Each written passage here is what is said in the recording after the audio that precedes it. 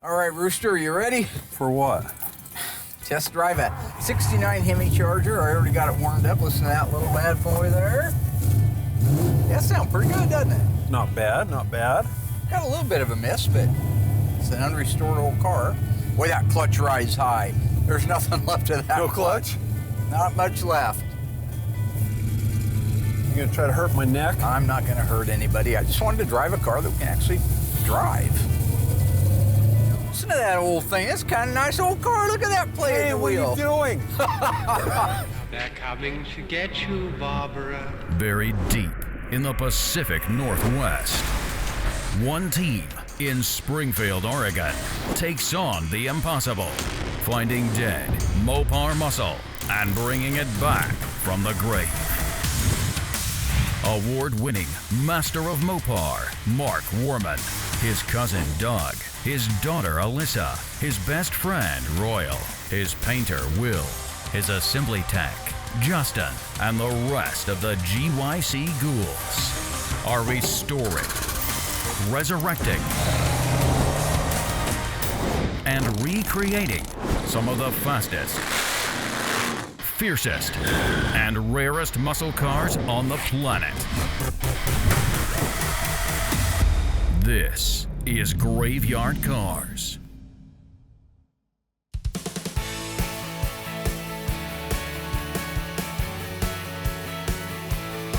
We just brought in two 1969 Dodge Charger RT 426 Hemi 4-speed cars. Two of them. We already had the third one that's in process right now. That is some pretty rare demographics all to be at one place. Now the two cars that just came in, a green one which was a basket case and in bad shape but restorable, all numbers matching. And the other one is a B3 blue, all numbers matching, running, driving car. Has all of its original drivetrain in it, and it runs and drives. Now, we don't see that very often. In fact, we very rarely see that in an original car. They're usually in pretty bad shape. But since this one did run and drive, why wouldn't I go get Cousin Dougie and take it out for a spin? I mean, come on. Did you wax her up? Sounds all right. No, didn't wax her up, buddy.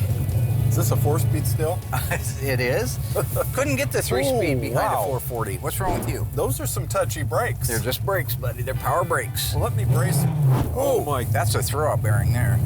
It's fine, that one. Everybody knows that I've known Dougie my entire life. So I'm 59, Dougie's 60 years old. We've been riding around in cars together since I was 15 and he was 16. Nothing's changed. He's still a lunatic, right? He still way overreacts to everything on the road, talks insanity, so you have no idea what he's talking about or how to follow it along. You just know it means something to him. Had a green alligator skin top? Okay. Is that what you call it? No? No? No, they didn't have that. And besides that, the one constant with Dougie is he's unhinged. Generally speaking, unhinged. That old thing runs out pretty good, third gear, huh? Third gear. I love going on a road test in these old cars. It brings back a ton of memories for me. What are we gonna have for lunch today? What are we gonna have for lunch today? Yeah. A&W. A&W's been closed since 1980. Yeah, but I still like root beer floats. Mark and I spent a ton of time in our Mopars back in the day, and one thing is still the same. We love food. So, if you couldn't have A&W because they've been closed for 40 years, what would you have? Chocolate Brownie Thunder ice cream. You can't have Chocolate Brownie Thunder for lunch. Now, this is true. Dougie and I do love to eat. We always have. The difference between us is that I live here in the present, 2022, and I eat a lot more responsibly than I did when I was 15 years old. Dougie's still living in a time that may or may not have ever existed and eating food that would not be on anybody's nutritional diet guide. I'm not eating ice cream for lunch. I had it after dinner. It's called dessert. It's not a main course. Oh, look, my favorite ice cream. God.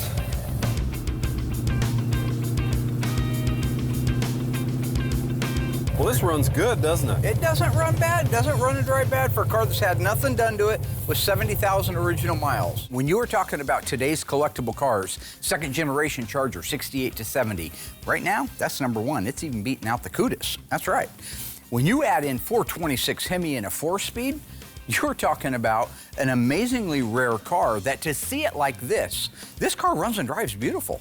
This car runs and drives and shifts through the gears and feels like the cars did when I was a kid, not the freshly restored ones that are much tighter. This drives just like a car that you pulled out of a garage in 1980 and went for a drive-in. And it's very cool to be able to ride around with Doug and go through all of the mechanisms on the car that we totally don't expect to work, but do. Reverse light right there working all nice, look at that. Yeah. Turn signals, have L31s. Oh, the L31's missing over there. Hey, there are no L31s. There is over here. That one's missing. I just said that. Well, I can't see it. Oh, welcome to 30 seconds ago. How can I see yours and I'm shorter than you and you can't see mine? I don't know what's wrong with Dougie. I don't know. It's cognitive stuff. I can deal with other things. Bad taste in cars, I know how to insult you. What do you do about a guy that has no idea he's in Looney Land, right? Hey, look where we're at, the Motorview Drive-In Theater. The old Motorview, yeah. Hasn't been there for a couple of decades or so. What do you think they're playing tonight? Hey, you know what's? The Motorview Drive-In isn't there, neither is the A&W that was down there. So hi, welcome to 40 years ago. I don't like it already. Yes, I know the difference between yesterday and today, but can't I still pretend? Is that a crime?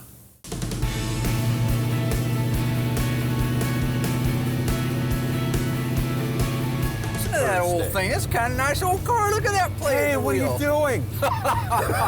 Oh, man. I almost got a whole turn out of that. You're darn right I'm scared when I ride with Mark. He's nuts. He used to speed down South 4th Street with me on the back of his Honda 100 with barely any brakes. He spun his 68 Impala around in a circle on Main Street. You're driving like a Crandall. Sir? What? I do not drive like a Crandall. We should go see the Crandalls. Yes, we should. Let's go drive over and see the Crandalls, see what they're doing today. Let's go see Lola. L-O-L-A Lola?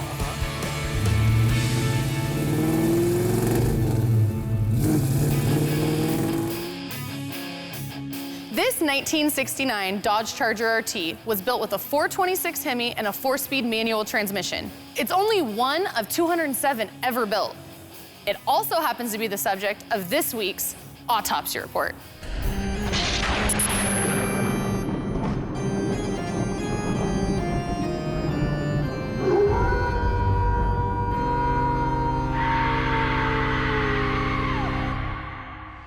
So let's have a look at the fender tag. So remember, when you're reading a fender tag, you need to start on the bottom left-hand corner, and it reads left to right, bottom to top. So with this fender tag, it starts out with an E74. What that's gonna mean is it's a 426 Hemi.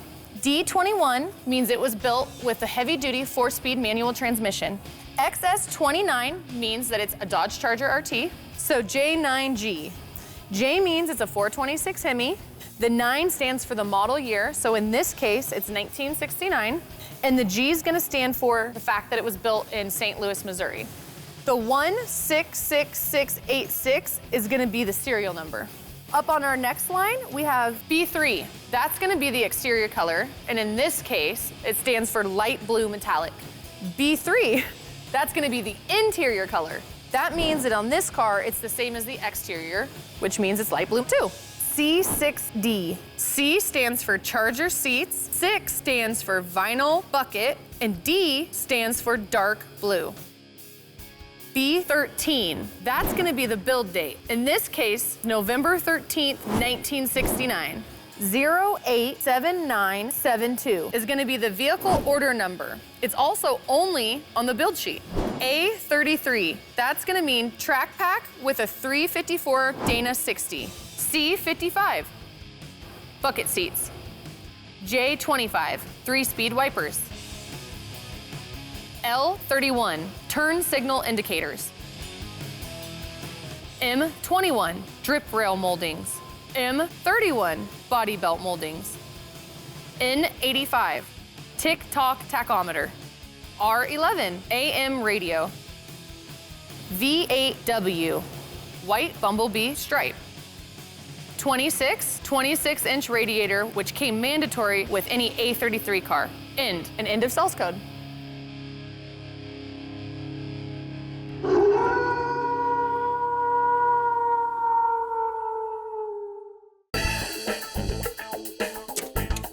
The 1969 Barracuda is the best car of its kind on the highway.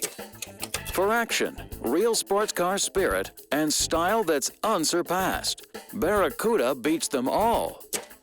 Get a load of the options you can use to make your car, like an optional vinyl roof, for instance, in 4 different colors. Available this year on the Fastback, as well as the hardtop. New cast aluminum center road wheels help give sports car action. New styling features on the front end and on the rear.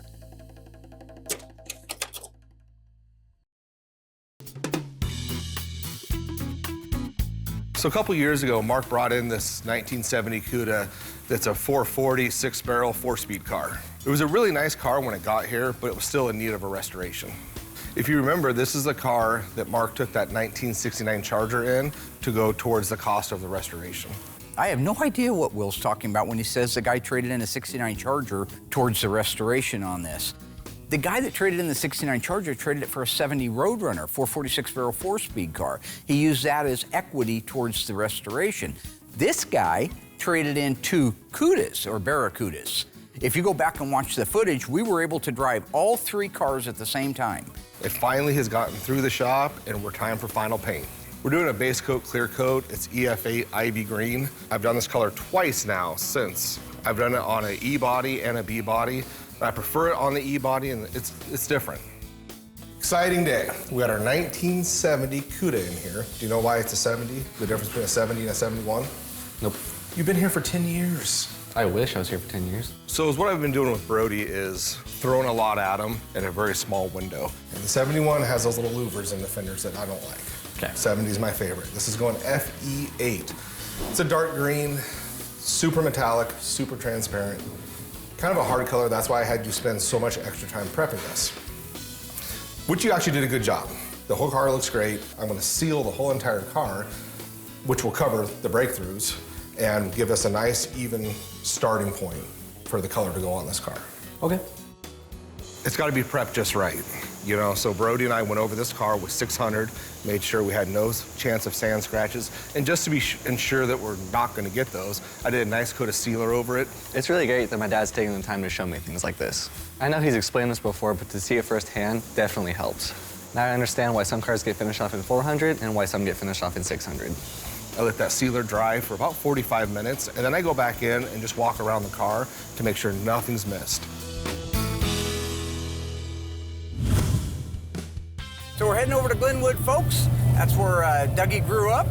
I unfortunately ended up there hanging out. Worst thing that ever happened to me. Coming up with an idea for a TV show called Fast Times at Glenwood High. Never went there. There is no Glenwood High. I made that up. It's an imaginary place. He should know that. He grew up over there, but everything in his head's imaginary. Oh, take a left here on Henderson. Henderson connects Franklin Boulevard to East 17th Street, where I used to live. Here we are. Look at this. Boy, it's changed over here, though. A lot. Yeah. I don't even, does a train still go through here? Sure don't look like it, does it? Pretty quiet. One constant as you get older that you recognize is everything changes. It's sad. It's sad when you go back to a town and you're so used to seeing the old Eugene Drive-In, or maybe it was the A&W like Doug talked about, or the Motor View Drive-In, or the old roller skating rink. They're all gone. Huh. We'll go up here on Judkins Point. Oh, love Judkins Point. That's where Jerry got beat up. He did? Yeah. Jerry got tricked by his beat up in a girlfriend and got beat graveyard? up there. Yep. When we were driving down Henderson Boulevard, it reminded me of when Doug, he saw a 68 Charger that he wanted, and apparently his mommy and daddy wouldn't buy it for him. So he concocted this idea that if I ass in the car and total it, and I know I don't have insurance, that my stepdad Harold will bail me out. And the fact is, you need to see it in real life to believe that story. I'll just leave it at that. Mark will not let go of the story about how I got my Charger. It was an accident. I did not plan it. Sure, I got my Charger out of the deal, but that doesn't mean it was intentional. We actually stopped at the same railroad crossing so Mark could torture me some more about it.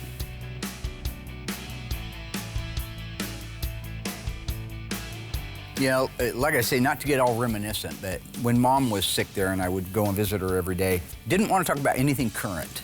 She wanted to talk about the past. Wanted to talk about when we were kids and how I would come home and say, hey, Mom, I'm home. And it was just, she loved the times of us as a young family. I couldn't understand, why can't we talk about like something now? Like Graveyard Carz is doing really good, let's talk about that. Didn't want to, because those were the best times in her life. As I get older and as I'm exposed to that stuff, I realize the exact same thing. A lot of the stuff that we're talking about are the best times in our life. We did it, Rooster. We did it. We did it, back in time. Tour de Glenwood. Back in time. Finished. F-I-N-I-S. Finished. Oh, fini. No? No. Fini. That's French.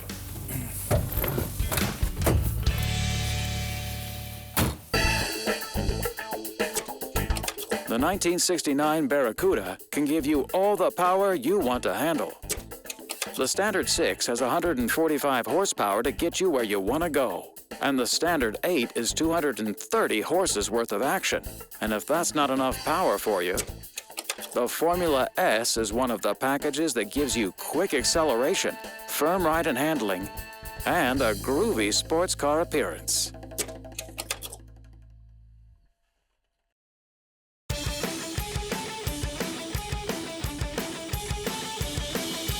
So I had mentioned that we just brought in two 69 Hemi Chargers. The other one is a green car. It is a numbers matching engine, transmission, original rear end under the car. All the body numbers match, but it's pretty rough. It's much a basket case than anything else. It also has quite a bit of rust on it. But it is a good complete car, and it's going to be just an incredible car when it's finished. My client just bought that car. And it's very important that when you buy a car that's supposed to be numbers matching, we check the numbers and we can tell that it is numbers matching. But what happens when you take that block and you send it to the machine shop and have it checked out and they come back and say, it's not repairable, it's internally cracked? There's a process called magnafluxing and pressure testing. And we wanted to get that engine out right away, disassembled, over to the machine shop so that they could get back to us and say, that motor is good, that motor is fine, we can rebuild it. And you want to do that while the deal is really fresh with the buyer and the seller. Mark wanted to get this engine out and taken apart so he could send it out for magnafluxing and pressure testing. It was obvious that most of the engine was just bolted together and not complete. Just little dowels. Little dowels. Little Mark Dowell pin? Yeah. Ooh. His cousin Mark Dowell was jealous of me one time. We were ice skating over on the ponds in Glenwood. Well, Mom always dressed me in dress shoes, so I could go forever. And I'm just going, spinning around, having a good time. He slid underneath me and knocked my legs out from underneath me, and I flew up in the air and I came down on my back, and I've had problems ever since then. So. Is that what caused this? Yeah. He's dead, right? All right, take your valve cover off of there. The next items to remove were the valve covers and the heads. Once that's done, we can roll the engine over and remove the crank and the pistons. Original 66 to 69 Hemi valve cover, you know how you can tell? The stovepipe right here. 70 doesn't have that stovepipe right there. It's always interesting to listen to Mark and Tony. Not too shabby. Somebody's hogged that hole out a little bit. Boy, the guy that owned this must have been old Boss Hogg. Old Boss Hogg himself, huh? Butchery, you call it, All right. They know their stuff. And while I can figure things out, it's great to hear a quick way of recognizing parts. Where's the valve train at? Cleaned it out, huh? There's a lot of bad people in the world. This is supposed to be a complete engine less exhaust manifolds, carburetors, and distributor. Apparently less the entire valve train, too. Now, one of the things that was a little bit surprising was some of the guts were missing in the engine. These are kind of expensive parts to find, like the valve train assembly. Those add up. I called up the folks that my client bought it from. I said, here's the list of what's missing. We really feel, we weren't being rude, we just feel those should have been in there. And they agreed 100% and gave them a full reimbursement of what those parts would cost. All right. Nice clean valve covers, that's good. These aren't too hard to come up with because they actually reproduced the 66 to 69, but nobody's done the 70s in a while. The ones that were out there are unobtainium. It's a special part.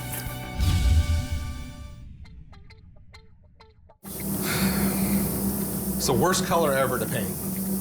I can't emphasize that enough. As crazy as it sounds, this color's really dark and it's like 80% black, but it's transparent as and it's the only color I've sprayed my whole entire life. You can't tell if you've laid it out right or not until you clear it.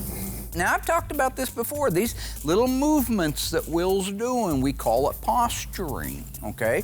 He is doing a preemptive strike. Oh, this is so difficult. Oh, if this isn't right. A handful of guys in the world that can do it, you know? And at the end of the day, he's just painting a car. He's just painting a car. You don't got to make it all up to be something it isn't. Just show the guy what you're doing. Be happy with the job, and don't make it something that's not. Any other color, you can tell if it's going to be right or not before you clear it. For whatever reason, this color, no thank you. I'll let you know how I look when it's too late. You see the hat removal, the over-dramatic hat removal, all part of the drama, right? He's in character now. This is funny to me. So when it comes to this color, very transparent color, I do 5 coats of color and then 2 drop coats to make sure the metallic is laid out properly. That usually takes me 4 to 5 hours if we haven't had any problems throughout. There were no issues on this car. After I'm done with my base coat, I'll give it a couple more hours around 70 degrees, let it gas out completely. Then at that point, I'm ready to jump on it with a clear coat.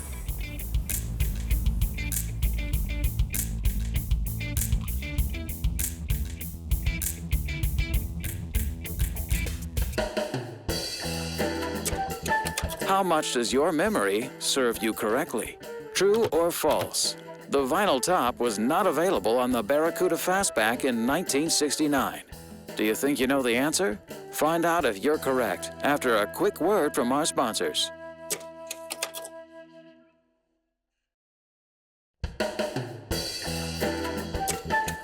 Well, how did you do? True or false? The vinyl top was not available on the Barracuda Fastback in 1969. If you guessed true, you are wrong. If you were paying attention, you would know that the vinyl top option was available on the 1969 Barracuda in 4 different colors. Pay attention next time. In addition, there are 17 body colors and 24 interior trims to choose from. You can have an AM/FM radio to keep up with all the latest sounds. And beautiful bucket seats are standard on all models.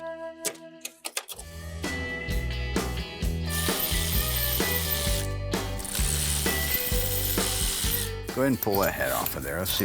You want some help? Hand me the crane. Come on. Okay. Whoa, there's pistons in there. There's no valves in there either. Dang. Gosh, dang. Those are bare heads. And none of these work. No reason to believe there will be any valves in this one, right? Okay. Whoa, look at that. And only some of them. After we got the heads off, we rolled the engine over and removed the pan. Everything looked good in there, so we went forward with the crank and rod removal. It's a lot easier to remove and install pistons with an extra set of hands. All you do is take the connecting rod cap off and then drive the piston out. Once you get a rhythm going, it goes along pretty quickly. You want to start driving it right there? Yeah. Beautiful. Okay. Beautiful. Gonna sneeze here pretty soon, Dougie. Oh boy, thank you for the warning. God. Yeah. Yeah. There you go, buddy. All right. The last thing we have to do is remove the crankshaft. This is a matter of removing the crankshaft main bearings one at a time, and then we can lift the crank out. Is it brake time? Gonna be. Boy, that thing is really in there. Yeah. Okay, with the block completely disassembled, we'll send it out to the machine shop, wait to hear back from them. Main thing we're looking for, again, is the motor rebuildable? Will it hold water? Will it have oil pressure? Will it run under normal driving conditions? So as soon as I find out, you'll find out.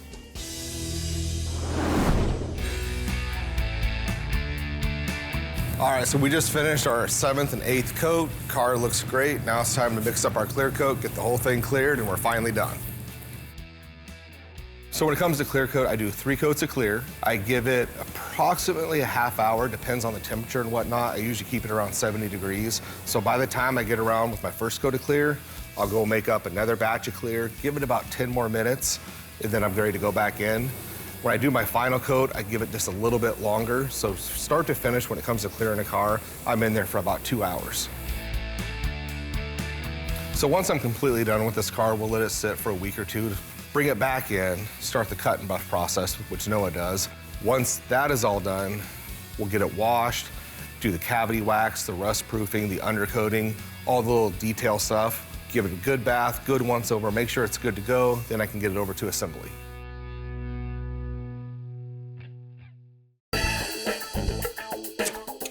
Tonight's episode of Graveyard Cars features the 1973 Challenger. But here we are using the 1972 Challenger since their features are almost exactly the same. Let's dive deeper into this brilliant performer. The 72 Challenger has a new lower deck panel. Argent silver on Challenger, black on Challenger Rally. The tail lamps have improved styling. Backup lights are brighter with better lighting direction for improved night vision and safety. The console-mounted torque flight shift has a thumb-operated shift button on the handle for easy selection of any gated position. The well-arranged Challenger instrument panel, optional on the Challenger, is in simulated wood grain. Fully instrumented and with warning lights for high beam and brakes.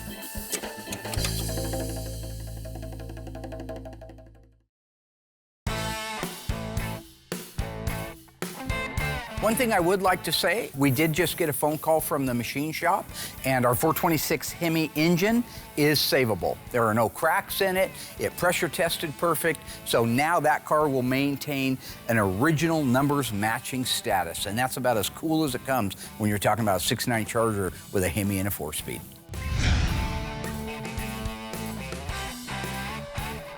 So I'm really excited for today. Tony's coming out and he's gonna work with me and show me a few things on the cars that I don't know. The first car we're gonna look at together is a 1973 Challenger Rally. It's a beautiful car. I can't wait for Tony to go over it with me. I don't think we've actually restored a 73 Challenger yet, so I'm really looking forward to learning some things. Here's a Challenger, a little bit different than what you're used to seeing. What do you notice about it? So I noticed a couple different things right off the bat. The front end looks different. Yep, very different really. It used to be where it was a grille and the headlight bezels were separate from the grille. And that's why they're always chrome and that you're used to probably seeing, like on Cindy's Challenger or the other 71s. But this is all part of a big fiberglass header panel, runs left to right on the front of the car. And it holds the headlights, it comes off as one big unit. And it's got what they call like the frown face grille. Oh, okay. Yeah, it's like a frown face.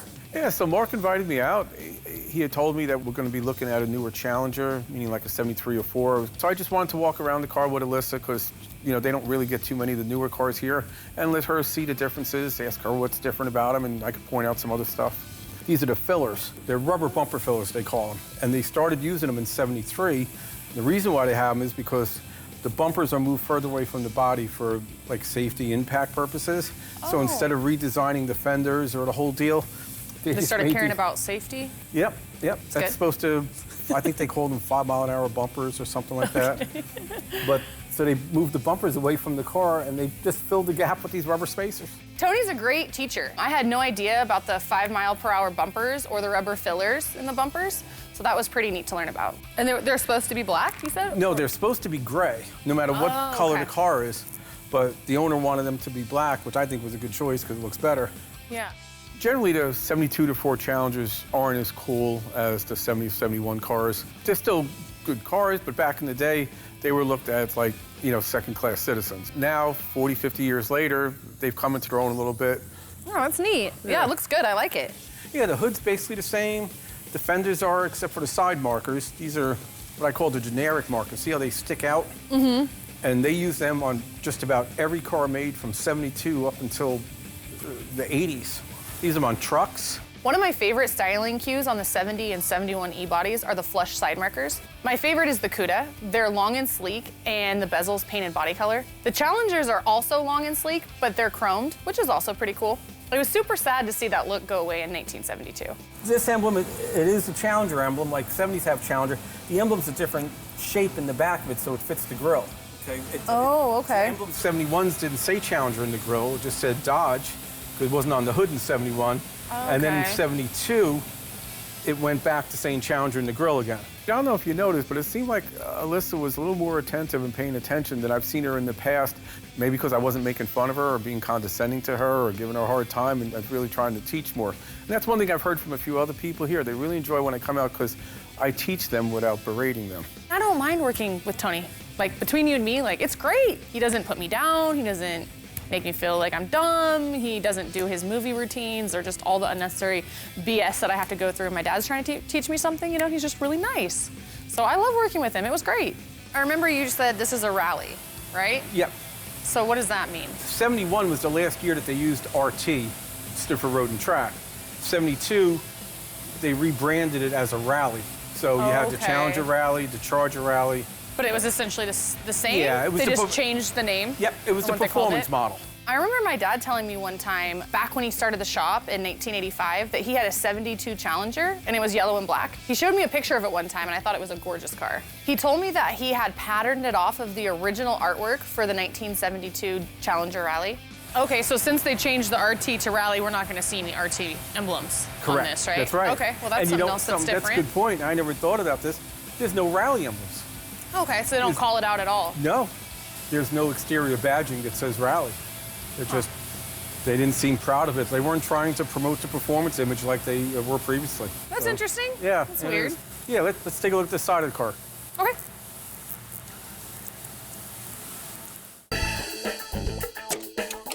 Our 72 Challenger offers 3 engine choices. The 225 cubic inch leaning tower of power slant 6, the 318 two-barrel, the standard for V8 models and the Rally, and the optional high-end performance 340 4-barrel. All engines use standard fuel, and the new electronic ignition is standard with the 340 V8. And 4 transmissions are available. The standard 3-speed manual floor-mounted, the optional column-mounted torque flight, the optional console-mounted torque flight, and the optional 4-speed manual available with the 340 V8 engine only. Okay, so this was about 1978, I think. Doug's mom had a 1969 Cadillac Coupe de Ville. Dougie was bringing it back from somewhere in Eugene, and he pulled off of Franklin Boulevard onto Henderson Avenue and was heading south. He looks up ahead to where the railroad tracks are, and there's a car, a gold car, sitting at the railroad tracks. Doug spots it, and he thinks, oh gosh, I love those taillights. And he looks a little closer. Is that a 68 Charger? That's a 68 Charger. I want that car. I need that car. But my mommy and daddy won't buy me that car.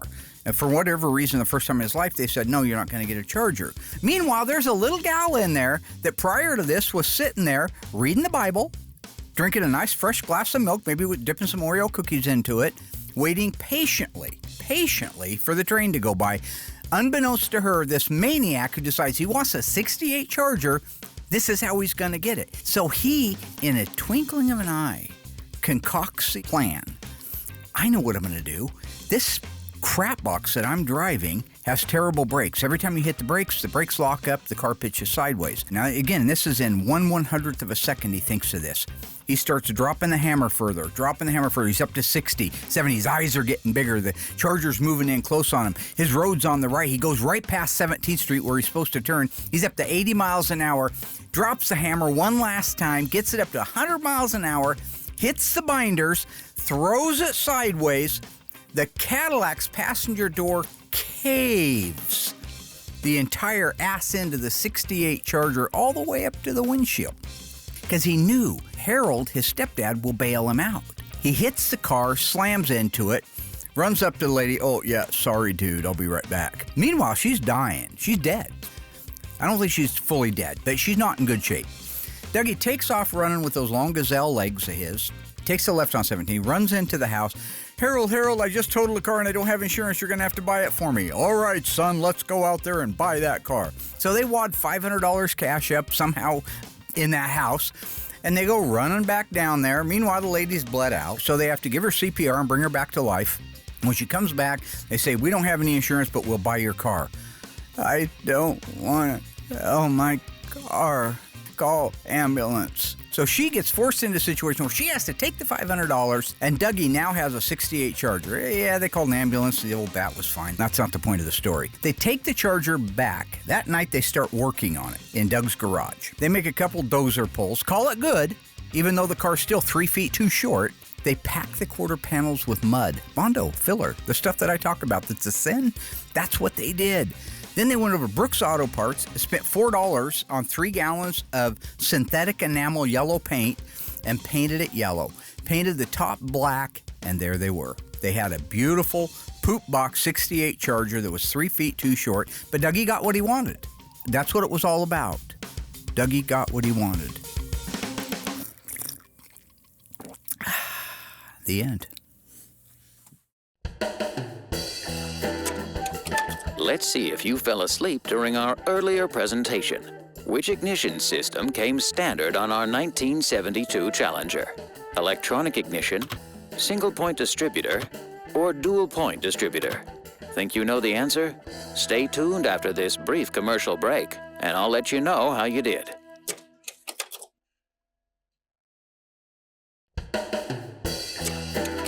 All right. How'd you do, folks? Which ignition came standard on our 1972 Challenger? If you guessed dual points, well, you're a year too late and wrong. The correct answer is electronic ignition. The last year Chrysler used a dual-point distributor was in 1971. In addition, air conditioning is but one of the options buyers demand. It's controlled by this panel at the left of the steering wheel. Plenty of knee room, shoulder room, headroom in the back, thick carpeting throughout, rear ashtrays, and of course, seat belts for rear passengers as well as front. All right, so we have a busy day here at Graveyard Carz. Tony D'Agostino, the sandwich man, is coming out from Delaware to show me his brand new reproduction 383 and 440 HP exhaust manifolds for our B and E body cars. Now this is really cool because nobody has made these, nobody's undertook this adventure to date. And I cannot wait because it's one of the biggest holes we've had in our parts supply chain is exhaust manifolds. If you recall, I had to borrow one off of Darren's car years ago. It was the only one that was around. Anyway, that's not the point. He'll be here around 3 or 4. We'll go over those. In the meantime, I'm working with Alyssa, ordering parts too. Lots to do. So Tony's supposed to be bringing out late in the afternoon the exhaust manifolds for me to check out and visit for a couple of days, all right?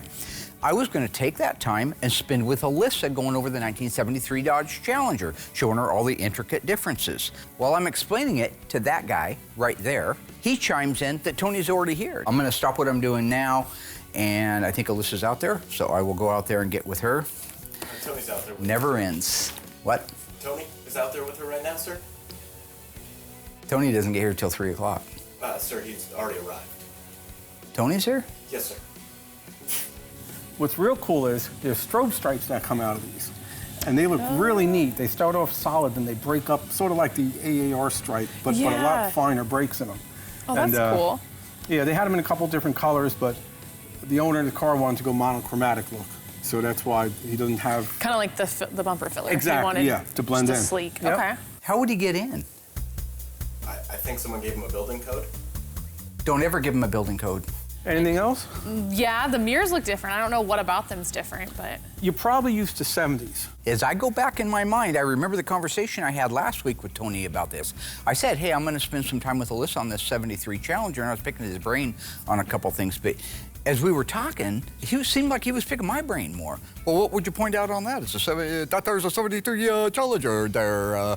Not that there's not very important. And I said, well, no, you want to talk about like the frowny grille and the fiberglass? Oh, yeah, that there, you could talk about that there. I didn't realize he was being a rat. He was trying to upstage a tray, man.